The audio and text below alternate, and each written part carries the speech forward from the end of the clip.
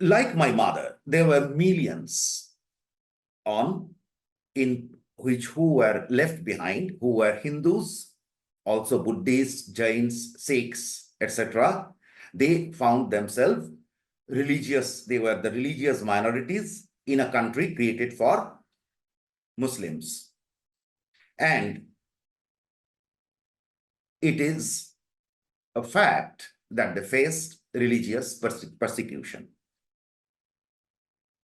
As it could be, the migration from the Punjab side, from the West Pakistan to India, was over in an year or two.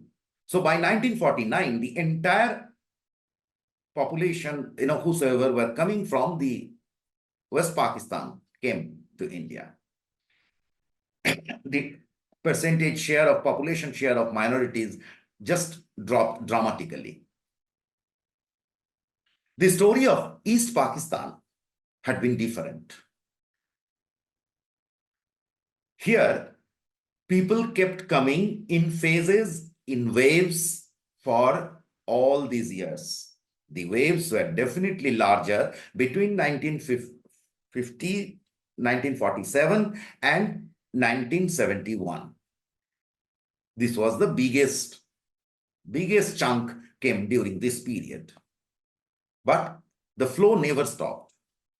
According to one research in Dhaka by Professor Abul Barkat, as late as in 2012, roughly very close to 800 people were 800 Hindus were migrating from Bangladesh to India every day. You heard it right, every day 800 people. So this is an unending story. The problem is that the nation wanted to be indifferent to it. Nation became indifferent to it. And that started pretty early. In 1950, India's Prime Minister Jawaharlal Nehru entered a pact with Pakistan's Prime Minister, which is known as Nehru-Liaquat Pact. It promised free flow of citizens between the two countries.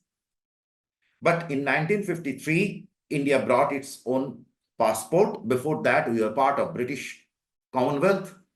In 1955, India brought in its Citizenship Act. So the Nehru-Liaquat Pact became irrelevant in 1955.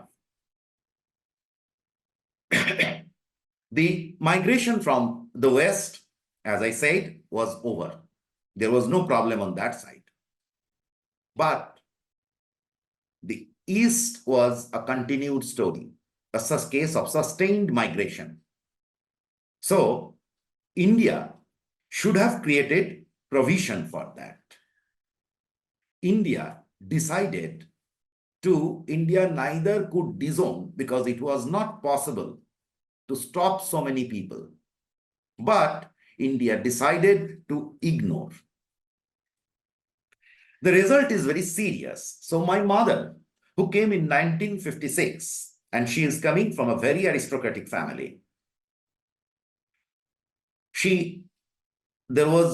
for her survival, she had to forge documents. There was a machinery over there, which I will talk about later.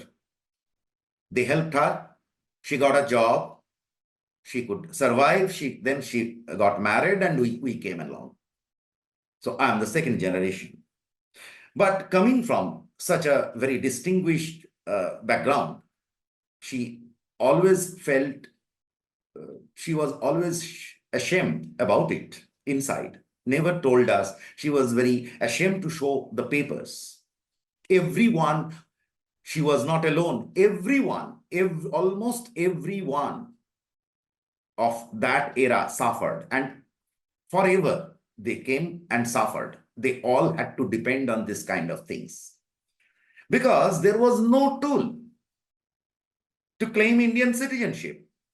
And remember, India was partitioned based on religion in August 1947. In November 1947, Congress Working Committee passed a resolution stating that India must and should accommodate the minorities who are coming over to India for refuge.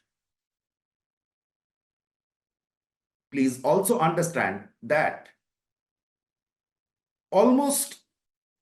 there were many Congress leaders, ending with Dr. Manmohan Singh, former Prime Minister of Congress, who are soft. Dr. Manmohan Singh is actually from a refugee family from Punjab. So they said that there is a need to accommodate these people in the country. But no legal provision was created.